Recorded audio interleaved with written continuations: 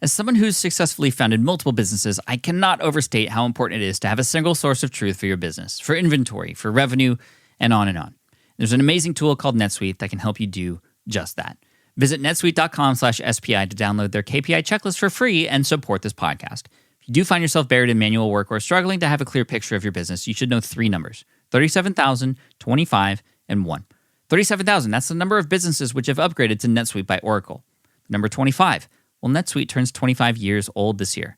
That's 25 years of helping businesses do more with less, close their books in days, not weeks, and drive down costs. And the number 1, because your business is one of a kind. So you get a customized solution for all of your KPIs in one efficient system with one source of truth. Manage risk, get reliable forecasts, and improve margins. Everything you need to grow all in one place. And right now, download NetSuite's popular KPI checklist designed to give you consistently excellent performance absolutely free at netsuite.com/SPI. That's netsuite.com/SPI to get your own KPI checklist. netsuite.com/SPI.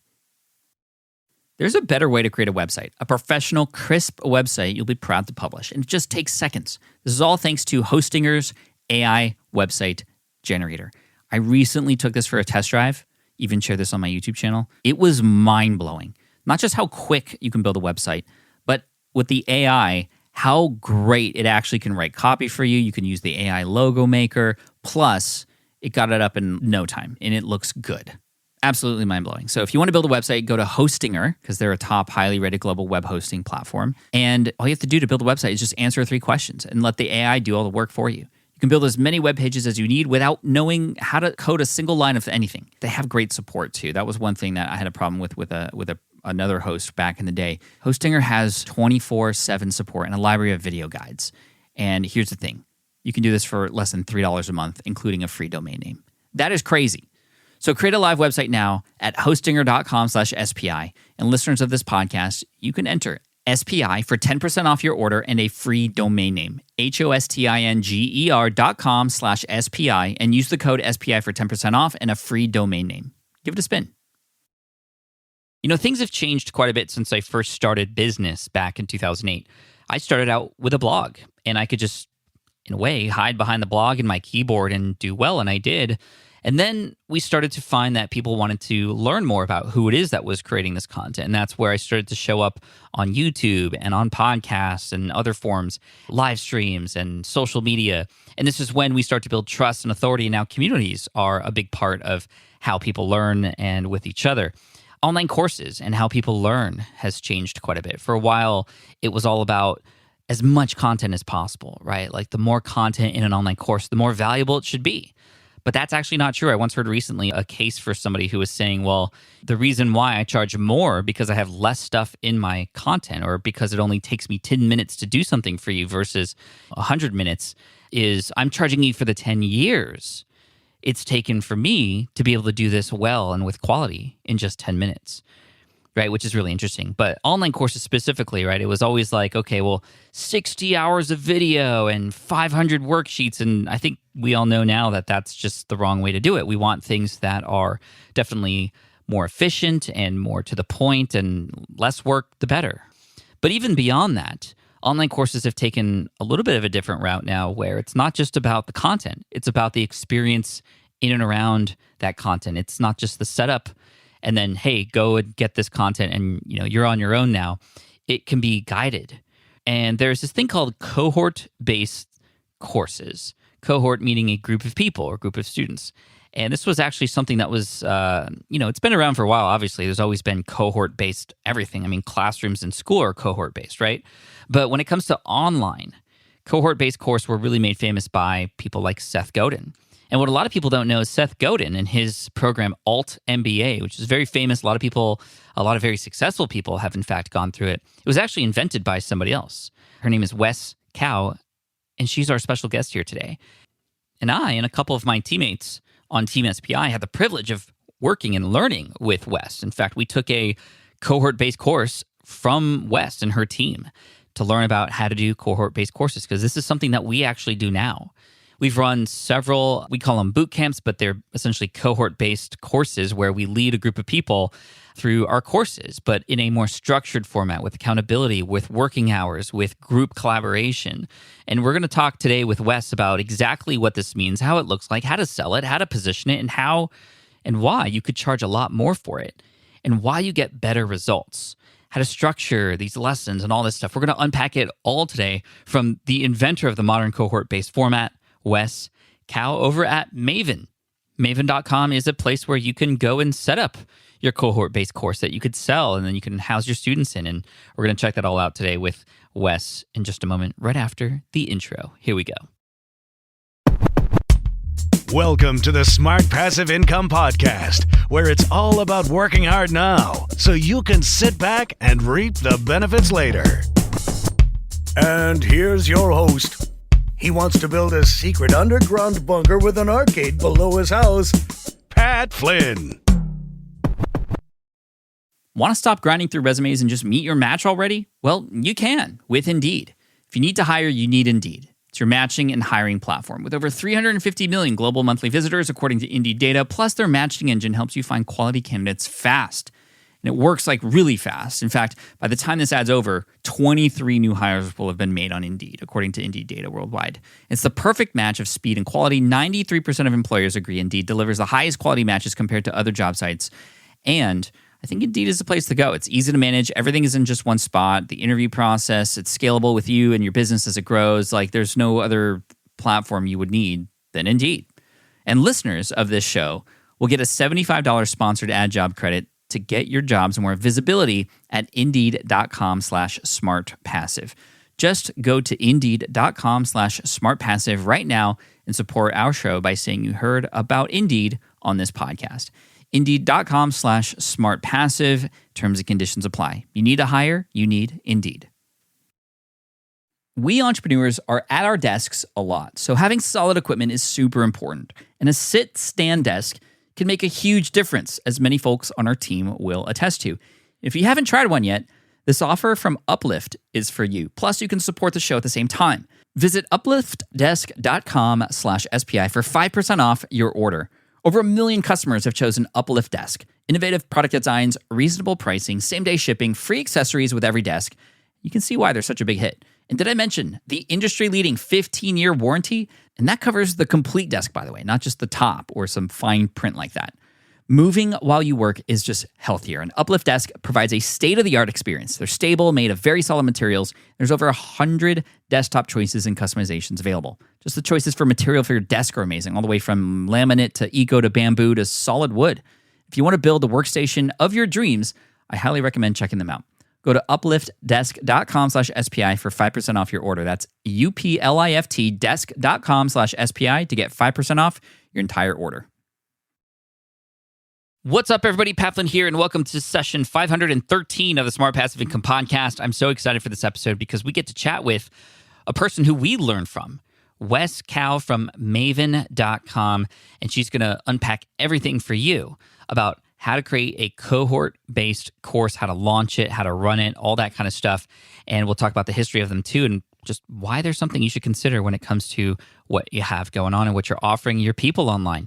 And especially if you have online courses like we do, just regular, general, self-paced online courses. I mean, this is what has been our business for the past 4 years. You can add cohort-based courses on top of them. And that's exactly what we've done. We've had Power Up Podcasting for so long. And then we added a boot camp on top of that I think it's a 6 to 8 week program to help people through it. We did the same thing with Email Marketing Magic. And we also ran a cohort-based course for the first time before creating the digital version of that course. And that's called Heroic Online Courses, in fact, where we teach people how to create a digital online course. And man, the results are unmatched. The relationships that are built are unreal. And those groups are still together today, even though it's been weeks and almost months past some of them. They're still together helping each other out. It's so amazing. And you hardly get that with just digital courses. So here she is. This is Wes Kao from Maven.com. Let's talk all about it, all about a cohort-based course program. Wes, welcome to the Smart Passive Income Podcast. Thanks for joining us today. Thanks, Pat. Really excited to be here. I'm excited to not just dive into your story, but get into cohort-based courses because this is what you teach. You're the co-founder of Maven.com. And I got to say, just up front here and publicly, thank you so much because what you've given me and my team as far as education for helping people with cohort-based courses has been absolutely amazing and life-changing. We just wrapped up a big cohort-based course for us. And thanks to you and your help, it's just gotten so much great feedback. So thank you so much for that. Absolutely. It was amazing working with you and your team. You guys were awesome. I got to say, though, cohort-based courses and being a student of the one that you put on for us, it's a completely different experience than just taking a DIY online course. I'd love to know a little bit about how you got into where you're at now and what drove you into teaching and creating Maven. My journey into online learning started in 2014 when I packed up my bags in San Francisco and moved across the country to New York to work with Seth Godin. Initially, I joined as special projects lead. And one of my first projects was building a Udemy course for Seth. And as I started looking into the world of MOOCs, I realized that completion rates were super low, anywhere between 3 to 7%. So a bunch of people were starting optimistic, excited to take courses, but a tiny percentage of people were actually staying long enough to finish them. Seth and I started batting around some ideas for what are ways that we could potentially flip this on its head. Were MOOCs really the end all be all? And we started playing around with a couple different ideas. And we thought, what if we literally did the exact opposite of what MOOCs do as a start? So instead of everything being asynchronous, where you are watching videos by yourself, what if we had no pre-recorded content and everything was live and you were doing it with a group of people instead of solo? And what if instead of it being affordable and inexpensive, MOOCs are $10 to $50 a course, what if the course were expensive enough that students felt like they had skin in the game and it would help keep them accountable? What if instead of passive content consumption, it was all about active hands-on learning? So instead of watching an expert tell you what to do, you actually put those lessons into practice yourself with feedback, with time for iteration, with time for practice. So you were discussing, debating, role-playing with students around you who were equally excited about the topic. And putting this all together led to the Alt MBA. It initially started as a project that we were going to do once and see how it would go. And I was personally skeptical in the beginning. I knew that when you brought people together in a room that, when you're breathing the same air, you feel transformed learning together. But I wasn't sure if we could replicate this online. And at the time, Slack and Zoom were still fairly new in the mainstream. And people, weren't really sure, can I meet strangers on the internet with video? Can I really learn deeply with a group of people who I've never met? And from day one of the Alt MBA, when we got everyone together in Slack, everyone together in Zoom, in their learning groups, it was just pure magic. People were jiving, they were connecting, they were talking with each other, they were DMing each other, and it just took off. And so for me, that was a really exciting turning point where I realized there was something about this format that was really, really special. For the next 3 years, Seth and I built the Alt MBA from the ground up. I hired out a team, grew the alumni community to 500 cities in 45 countries. And after those 3 years, there was another question which popped up, which was the Alt MBA an anomaly in some way? Was it something about Seth's content, about the audience we were working with that made this all work? Or was this a format that could be replicated with other creators, other experts, other functions, verticals, and topics? So that's when I left the Alt MBA to do consulting directly with creators and helped Professor Galloway from NYU Stern build up Section 4 and his proprietary Sprint. I worked with the co-founders of Morning Brew, Alex and Austin, to build their Morning Brew Accelerator course. Worked with William Ury, the negotiations expert from Harvard, who worked with President Carter to turn his material into a cohort-based course. Worked with David Prell, Tiago Forte, worked with a bunch of creators on, a bunch of different verticals and proved out the concept that, yes, this actually does work with different verticals. Which brings us here to Maven, starting Maven last fall and now working with amazing creators like yourself and your team, 80 some creators now in our current cohort who are teaching to build cohort-based courses, and just seeing the field expand and seeing creators realize that, hey, this is an amazing way for me to share my knowledge and monetize my expertise while building my community has been really, really exciting. That is incredible. I mean, what a resume. And for those of you who are listening, you're like, okay, you keep hearing this term MOOC. What is that? That is short for massive open online course, right? And a cohort-based course is essentially the opposite. It's not massive and it's not open. It feels more closed. And as a result, the members who are in there can feel closer together and work closely together. And I know this having just gone through your cohort-based course through Maven. Can you describe for us what are the specific things about the cohort-based course that are different from the MOOCs that really allow these students to succeed and excel within it? What are the big differences that you just can't get in a DIY kind of situation? With MOOCs, there's almost too much freedom. So I think all of us have experienced procrastinating, have experienced saying we want to do something and then acting against our own best interests. So I personally have signed up for a bunch of different MOOCs over the years. I think I have a hand lettering calligraphy course in Skillshare somewhere and a classical music course in Udemy. And I've taken maybe a lecture or watched half a video before saying, oh, there's something else I got to do. I'm going to come back to this. And because I can go back to it at any time because it's evergreen and it's on demand, all these other things that pop up that are distracting, that feel more urgent, take me away from going back to completing that course. So the thing about cohort-based courses, because they have a set start and end date, and you're doing it with a group of people, there's way more of a sense of urgency that compels you to focus while the course is in session. So if the course is 2 weeks or 4 weeks or 3 days, during that period of time, you feel much more focused on the course than if, it lasted forever and you could really go back to it forever. So that's one piece. I think the other piece is the community element. I think that people were never meant to learn alone, solo, processing ideas themselves. We learn so much better when we are surrounded by people who are excited about learning the same thing as we are. There's definitely an emotional and social element to learning that isn't just about knowledge transfer and facts. If it were just about that, then we could all get textbooks on any topic, read through them without ever feeling burnt out and just learn anything we want to. But that's really not the way that we learn. And I think with cohort-based courses, the community aspect, the peers, the feedback, coaches, if the course has coaches, all of these elements serve as hooks to keep students coming back, to keep students accountable. And it really holds the instructor and the course creator to a higher standard too. I talk about the content hierarchy of BS, where the base of the triangle is tweets, and then above it's blog posts, podcasts, or Clubhouse. And then at the tip of the triangle, the very top, it's cohort-based courses because there's less room to hide.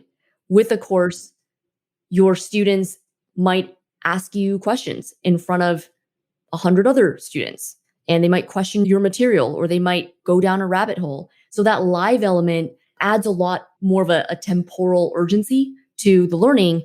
And it also increases the stakes to make sure that the creator themselves has their act together, that their material is defensible, that they have expertise to back up what they're teaching, because students could potentially challenge them, when they're live. And that opens up a lot of great discussion where both the creator learns something new and then students are also teaching back and teaching each other. So it's bi-directional as opposed to one-directional. And that all adds that urgency and community feel that gets students much more excited about the material. That's so great. And I know that when you're in a cohort-based course, you can feel that excitement. But I'd love to talk, before we get into the nuances of perhaps how to structure a CBC, how does one sell a cohort-based course to an audience when it is like, okay, this happens at this time on this date? It's very specific. And I know that one of the benefits of selling a DIY or a MOOC is, like you said, you could take it at any time. And that is of benefit to, for example, a potential student because they can fit it in when they can fit it in. How do you sell the idea of, hey, this is when classes happen. This is time that you'll have to allocate. It feels on the front end like it's going to be a lot more than what you might have to expect out of a DIY. How do you sell that? How do you position it? If you think about traditional learning, almost all of it is cohort based. So K through 12, higher education, going to college. College started in the fall. You graduated in the spring. It was 4 years. There were times when you had to be in class. So this idea of learning in a cohort-based way is not new per se. It's more new to online learning because MOOCs and DIY on-demand courses were kind of the only option for a while. With cohort-based courses, the live component definitely is an important piece. There are certain courses that run twice a year. So David Perel's Rite of Passage, for example, Tiago Forte's Build a Second Brain, these all run twice a year. The Alt MBA runs 4 times a year. Anthony Pompliano, Pomp's crypto course on Maven has been running every month and a half or so. It's only been 5 months since he's launched his first cohort, and he's already run 4 cohorts. So it really depends on the creator and how often you want to run your course. The live piece is definitely a feature and not a bug for the right type of student. So I think that on-demand DIY courses are amazing for a certain use case. If someone wants to learn on their own, they want that flexibility, they want to be able to take the course whenever they want to and, mold it around their schedule. The DIY format is great. And even in our own course, the one that you and your team took, Pat, we're moving some of our material into pre-recorded videos. That opens up time during the live sessions that we do to spend time doing things that you can only do live. Group discussions, breakouts, guided exercises, giving feedback, doing live critiques so everyone can learn from us critiquing an instructor's project. So there are definitely use cases for doing pre-recorded. With the right type of student, a certain type of student, on the other hand, the live aspect, that there are set start and end dates, that there is less flexibility, that's what helps that kind of student show up and actually do the work. Tiago, for example, I saw a tweet that he wrote, I think like last week, where he said that the only way that he can learn nowadays is cohort-based, that he just can't compel himself to learn, read, watch videos, etc., without accountability in place somehow. I feel the same way. After experiencing and helping to build so many cohort-based courses, it's really hard for me to kind of go back to learning with purely DIY because I have a pretty short attention span. I get distracted easily. So those start and end dates, that's really part of what I'm paying for, is getting myself to show up, putting skin in the game. I think of it as a creator having a portfolio of different products, different digital offerings.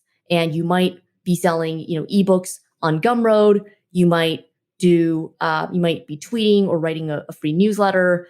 You might have your DIY course, and then you might do coaching, and you might have a cohort-based course.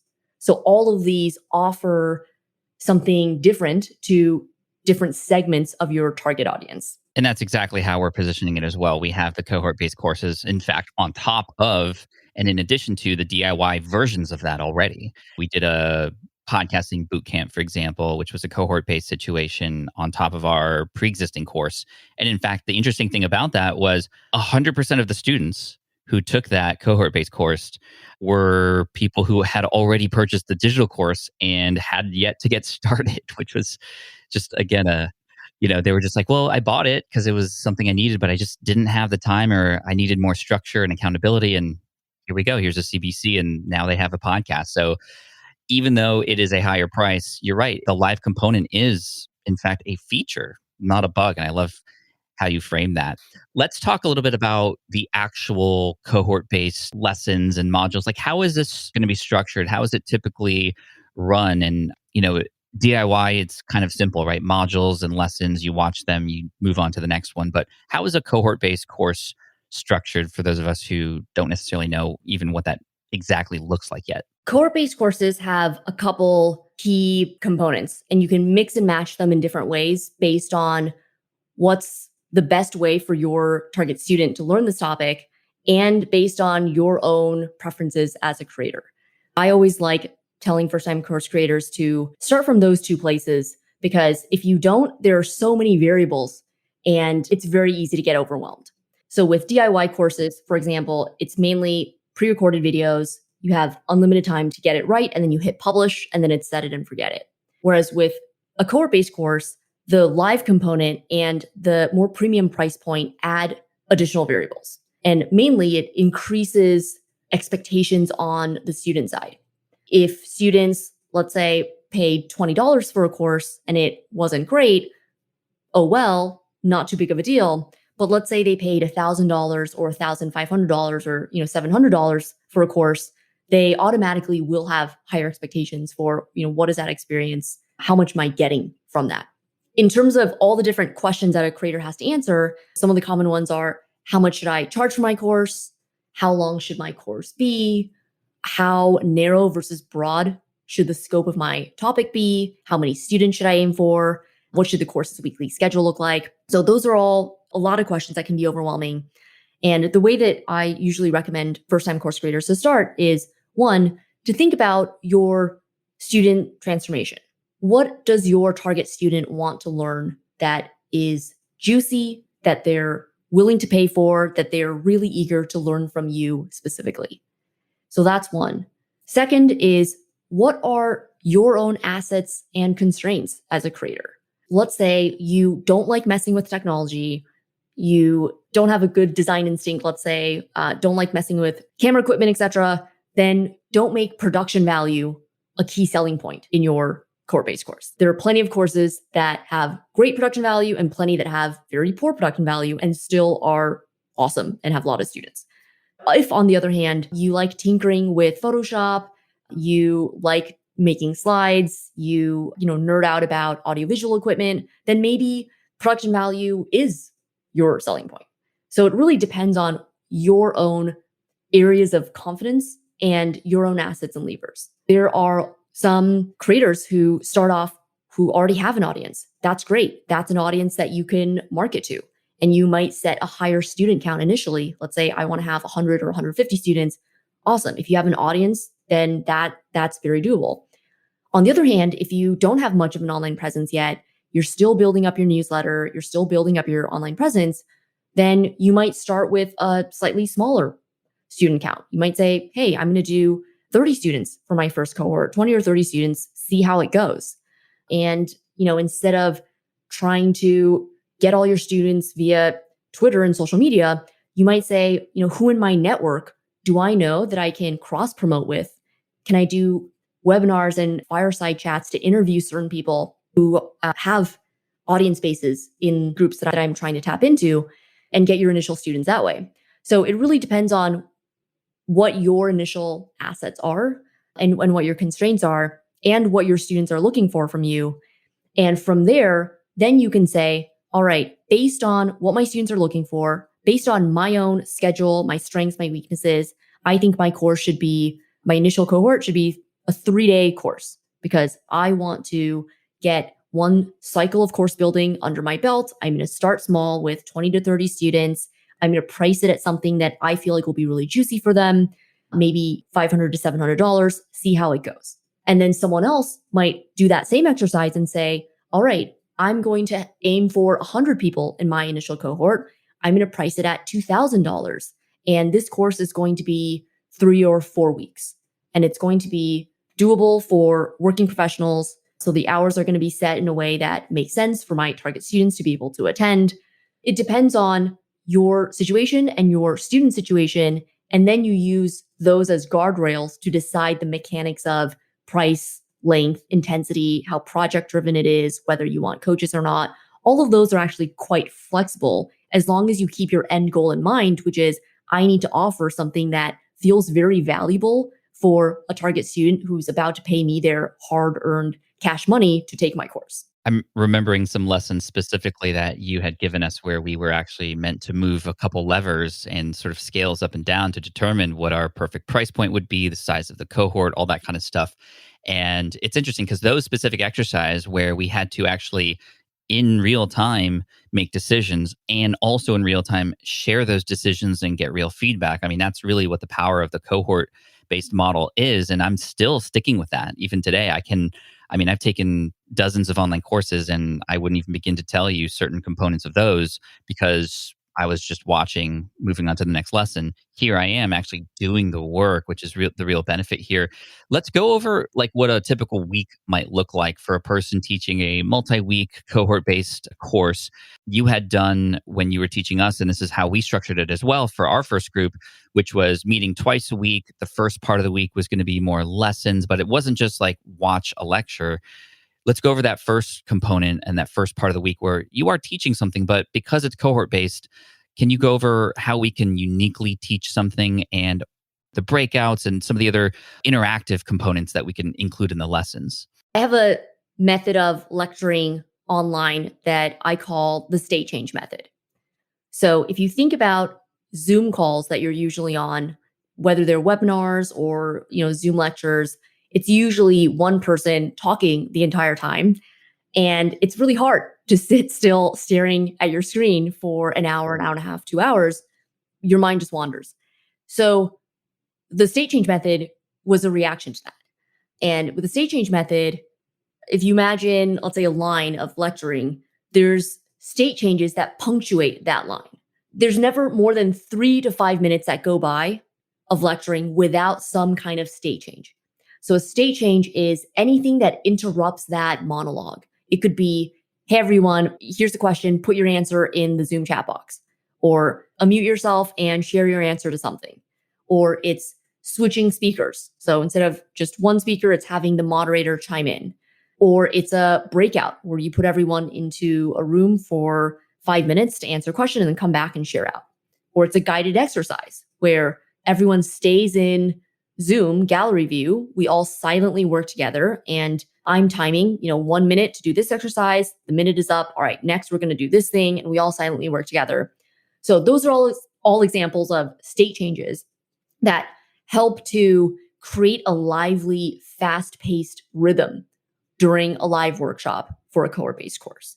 That sense of rhythm is really important. It's pacing that helps your students feel like you're keeping them on their toes. And this helps them stay mentally engaged and it helps them stay present.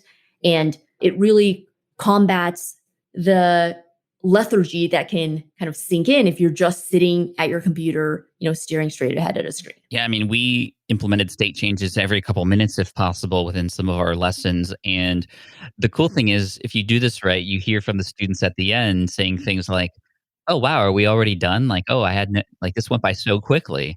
And that's kind of what you want to feel because then it doesn't ever feel like a bore or like just a lecture at a university anymore. It's actually interactive. And so you had mentioned breakout sessions that we found to be very, very powerful. Can you talk a little bit more deeply about how breakout sessions are run and how to come back into the room together and then continue on with your lessons from there? Breakout sessions are a great way for students to practice the lesson that you just taught them. Let's say that you're teaching a course on sales and pitching, and you just went over doing a teardown of what a great pitch looks like and some of the key elements. Instead of just moving on to the next thing, what you could do is do a breakout where for, let's say, 7 minutes, you put students into groups of 3 to 5, and everyone works on sharing their pitch with each other and giving each other feedback, pointing out, here's the parts that made my eyes light up, here are the parts that were confusing or kind of made my eyes glaze over. This idea of working and practicing and putting these lessons into practice is a really powerful way for students to apply those lessons to themselves and to their own situation, and therefore really internalize that material. Once the breakout is over, let's say the 7 minutes have passed, everyone comes back into the main room. And that's another opportunity for really rich learnings. Because when you invite students to share out, hey, what did you talk about in your breakout? What were some key takeaways? Or what was a great piece of feedback that someone gave you? Or what was something that you changed your mind about? These are all chances for the broader group to hear from everyone else, to hear from all the other students and see how other students interpreted the prompt. See what other students thought of that you might have never thought of. I think that the share outs after a breakout are some of the most interesting parts of running a course on the creator side, because inevitably your students think of things that you didn't even think of. And I hear this from instructors all the time. Lee Jin was saying the other day, so Lee's a venture capitalist. She used to be at Andreessen Horowitz. Now she runs her own VC firm. She coined the term passion economy, and she has a course on the creator economy on Maven. And she was saying that she learned more and just as much from her students as they did from her, because all of her students thought of unique use cases for what she was talking about. They thought of edge cases. They thought of examples and industries that she didn't think of. And she said it sparked so many ideas for her that she ended up writing other great essays because of what she was seeing from her own students. So if you can imagine that being that, the share outs after a breakout being that impactful for an instructor, it's incredible for a student, where usually if you're learning something by yourself, you're not seeing what other people are doing with that topic or that prompt, or how they're thinking about things. That's so true. I mean, those were some of my most favorite parts from the last cohort that we ran, was during the share outs. And in addition to the learnings that are happening from the team and from the other students with amongst each other, just the comments from people supporting those who are also in the course. The group support from each other was very apparent during those share outs. Congratulations, and wow, that's excellent, or even additional feedback coming from those who were sort of sitting there and listening to those who were presenting. So fun. And those breakouts were definitely key. And I know it can feel a little weird, like forcing people to talk to each other. I think that was the thing that I had to get over, because being an introvert myself, I almost am deathly afraid of that. And I remember sitting in class as a kid, never raising my hand because I didn't want to be put on the spot.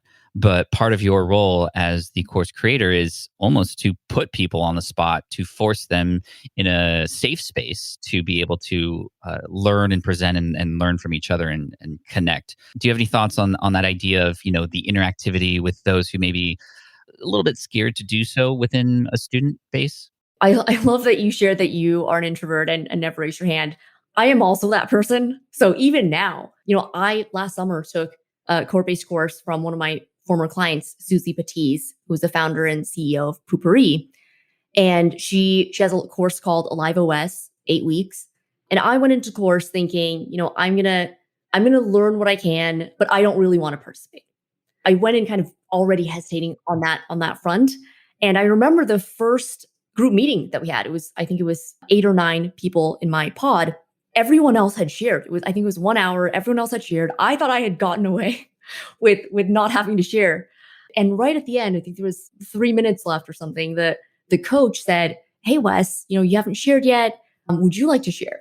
It was like this fork in the road, where part of me was like, "No, I'm just going to not share." And the other part of me was like, "Well, Wes, you are here to learn. Why don't you give it a try? Just share something and have the full course experience." So I decided to share. And once I started sharing, it was like everything just came pouring out. And the group was so supportive as I was talking that it encouraged me to keep going and to share more and to dive deeper. And I'm so glad that I shared in that first week, in that first group meeting, because for the rest of the 7 weeks, the weekly group meeting was the highlight of those months and the highlight of the course. There were actually times when I missed lecture, me being a bad student. I actually missed some weeks of lecture, but I never missed the group meeting of the week, because it was so transformative for me and so special to have a space where I could talk openly with other people who were thinking about the same thing, learning about the same thing, that had shared context. We had, a shared language from the course, that I moved stuff in my schedule. I scheduled around that group meeting to never miss it. I think that experience of going forward and leaning in as opposed to leaning back when you have an opportunity to participate, that's really what you want to do as a student if you're in a cohort-based course. And I think on the facilitator side, the creator side, the moderator side, our job as instructors is to create that space where your students do feel that excitement that I think came across in my voice, because I'm thinking about it now and talk with my hands. Can't see me because I'm audio, but pretty excited. And our job as instructors is to create that environment where your students feel like they want to show up, they want to share, they want to open up, and to gently encourage that. And different students, you might have to encourage it in different ways, but giving a gentle nudge, a gentle prodding is usually good for both the student and all the other students who are going to get to benefit from that student really leaning in and participating. Thank you for sharing that. I mean, I experienced the same thing. And it's interesting because in a couple of our boot camps, when we were collecting feedback at the end, people had said exactly that. Oh, I was kind of reluctant. I didn't really want to share. I just kind of wanted to coast and listen and watch everybody else. But then once they almost were put in a position to share out, they felt that it was just some of the best stuff. And in fact, we got a lot of feedback that was like, we want more interactive moments. Like we need more of it. It's just so special when it happens. Let's continue talking about, so let's say first part of the week is lessons with a lot of these state changes and purposeful interruptions to get people to interact with each other and whatnot, to learn, to make progress. Second part of the week, which was interesting and we've also implemented, was more of a co-working situation where people could come together and actually find the time to work. And then on top of that, the homework. And homework is another one of those words that can often scare some people, but it was absolutely valuable to have space to actually turn in. And also, I think the deadline was 3:30 p.m. on Sunday every week with you guys. And we scrambled to get those things turned in, but it was so helpful. Can you talk more about the idea of having these other components to help students beyond just like lessons and breakouts, but you have co-working, you have homework. How are they structured? How and why do they exist? Having asynchronous work, whether it's readings that you're doing on your own, videos that you're watching on your own, homework that you're doing on your own, those are all important ways for your student to percolate the material that you might have gone over in a live setting. So there's a great stat somewhere about how people need to hear information a dozen or so times before they really internalize it. So if your students are hearing something for the first time in a live workshop, let's say the workshop's an hour and a half, that's not enough time for them to experience true behavior change that is actually going to last. They need to percolate with that idea. They need to incorporate it into their lives. They need to think about it and really get used to that idea. Homework, projects, having milestones for, and different deadlines that get students to do the work. The more that students think about a new idea, incorporate it into their lives, the more likely that they're going to remember it and be able to add it permanently to their toolbox. The idea of deadlines and due dates within a course too really help to spur this, because we've all procrastinated to do something until the last minute. With a cohort-based course and adult learning, continuing education in general, you can't really force people to do anything. I mean, you can say this is a deadline. There's no punishment per se. Whereas I think in K through 12 higher education, it's much more stick driven. If we think about carrots versus sticks, it's much more stick driven, because if you don't do this thing, well, I'm going to fail you, or you're going to get a C, or eyes in the professor, or, you're not going to be able to graduate on time. So those are all fear driven motivators that are sticks. Whereas when your students are working professionals who are doing your course basically for fun, for professional development, to improve themselves, they're here because they want to be here. You need to use carrots, not sticks, to motivate them. And creating different media for your students to interact with the material, different ways to create a sense of urgency, whether it's, hey, we have live workshops. If you want to participate live, you have to show up at this time, on this day, or, hey, your projects are due on this date. If you want feedback on your projects, be sure to submit by then. These are all more positive ways to motivate your students and to make sure that you're giving them a range of different media to learn from, because not everyone learns best in live situations or when they're put on the spot or purely in group work. It's usually a combination of doing those things, the group work, the live pieces, etc., plus also reading on your own and thinking on your own and practicing on your own. And there are situations where you working on something uninterrupted for an hour or two by yourself.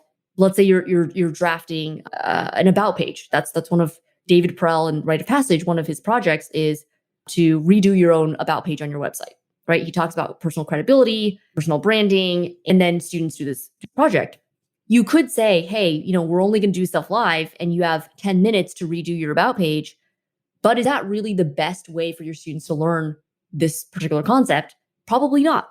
So a student, giving them a chance to work on their own solo, a couple hours to really dig into rewriting that copy, rethinking about their positioning, thinking about credibility, signals, etc., and then turning that in. That's probably a better way to learn that topic. So as a creator, you want to offer these different ways. Super helpful, Wes. Thank you so much. And there's obviously so much more we could cover.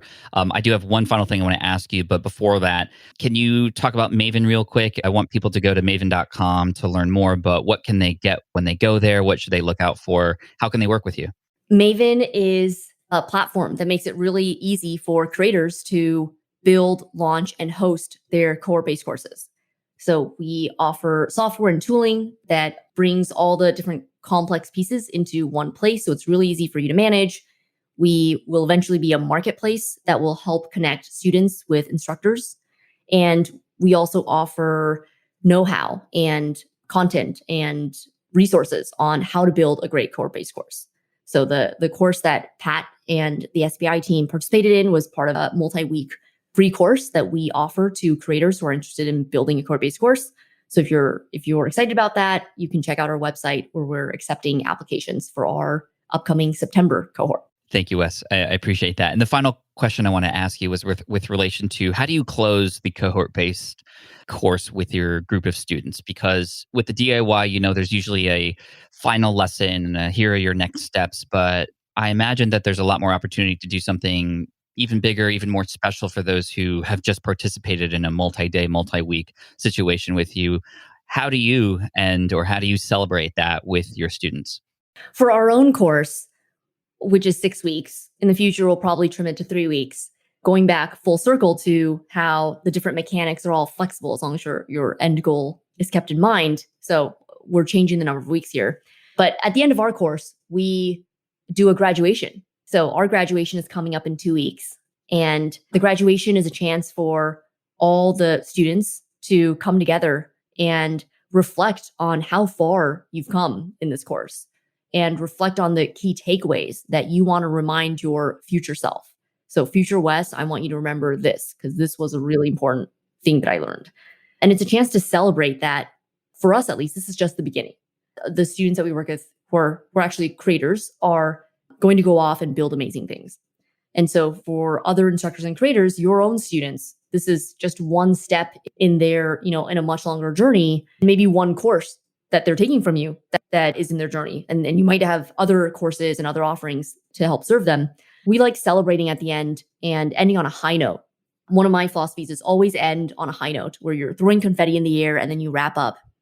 A lot of times course creators want to continue the momentum, but if you don't have the right levers in place with the timing, everyone getting together, it can kind of be a deflating balloon where it's like, oh, well, let's just keep Slack open and you keep it open, but it just slowly dies down or very quickly dies down rather, because there's nothing that's really bringing everyone back in the same way that in the way that during the course there were levers bringing people back. In terms of how to end, one is end on a high note. Two is if you do want to keep a community going, that's great. But you'll want to think about what is the right way to keep the community going and how do you set expectations? With the Alt-MBA, for example, always, on the last day of the course, we had so many students, i.e. recent alumni who just graduated say, please, can we continue this? Can we just leave everything open? And we found from running many, many sessions that once the course ends, students need something different. It's no longer that 4 weeks where they're committed to the course. It's now, back to regular daily life where you have other responsibilities, other obligations, etc. So we move students into an alumni community that has its own separate offering. So instead of trying to continue the course and make it, a bad version of that, we give them a new offering, which is entirely designed for alumni with a different set of expectations and different ways to keep alumni engaged. We have an alumni newsletter, at least when I was there, that went out monthly. There's different alumni-only events, ways to meet people who've taken other courses within the Akimbo ecosystem besides Alt-MBA, offering something that is appropriately designed for your community is really good. because you want to create something that is actually sustainable for you. And if you don't do that, you risk setting the wrong expectations and then feeling really obligated to continue entertaining your students in a way that isn't really sustainable. Wes, this has been absolutely incredible. Thank you for helping us figure out how we might be able to wrap up our cohort-based course. So as we wrap up this episode, I want to personally, again, thank you for the work that you've done and the work that you're doing. You've helped me and the team at SPI create some really, really memorable lessons and experiences for people through our own cohort-based courses. And we're going to continue to do them. It's just such a fun way to do it. And in fact, we had just run one about creating online courses called Heroic Online Courses. And I was just planning on leading the charge on the first one and then letting the team run with the next ones. But honestly, I've loved it so much that I'm going to continue to, at least for the foreseeable future, still lead those lessons and be there because it was so much fun. So thank you for all of it. I just appreciate it so much. I love hearing that. That really, really makes my day. Thank you, Wes. Maven.com, everybody. And we'll wrap up with the show as we normally do right now. Thanks, Wes. All right. I hope you enjoyed that interview with Wes. Wes is just such an amazing wealth of knowledge, especially when it comes to learning online. And it's no wonder why Seth and her have worked together to create Alt MBA and now Maven.com, where you can go to learn and also create your cohort-based course and be an instructor. Again, Maven.com. And if you want to check out some of our own things going on where we can help you in this kind of style, I'd highly recommend you check out the courses and the learnings that are available over at smartpassiveincome.com. We'll have links on the show notes. Again, smartpassiveincome.com/session513. Again, smartpassiveincome.com/session513. We'll also make sure to include links to our programs and stuff in the show notes so you can click on them even right from your device. And thank you all for listening, and I appreciate you. And thank you again, Wes, for sharing some of your time with us, because I know you're very busy helping new instructors get what they need to crush it with their cohort-based courses. So take care, everybody. Thank you so much. I look forward to serving you this coming Friday in our Friday follow-up episode, as well as next week, where we have another great interview, something that I actually haven't heard anybody talk about online, coming next week. And I hope you enjoy it. It's very, very important. So take care. Thanks so much. Peace out. And as always, Team Flynn for the win. Thanks for listening to the Smart Passive Income Podcast at smartpassiveincome.com. I'm your host, Pat Flynn. Our senior producer is Sarah Jane Hess. Our series producer is David Grabowski. And our executive producer is Matt Gartland. Sound editing by Duncan Brown. The Smart Passive Income Podcast is a production of SPI Media. We'll catch you in the next session.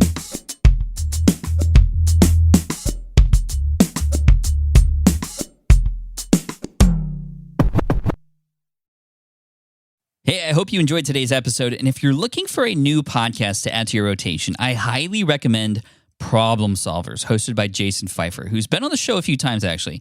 As you probably heard in the credits, both our shows are on the Entrepreneur Podcast Network. On Problem Solvers, Entrepreneur's editor-in-chief tells the stories of real founders that solved real problems in their businesses, helping listeners get through any obstacles in their own ventures. And each episode is really distinct and easy to follow, and they're bite-sized too, usually around 15 to 20 minutes. And Jason pulls each story out himself so you can avoid the same crippling problems.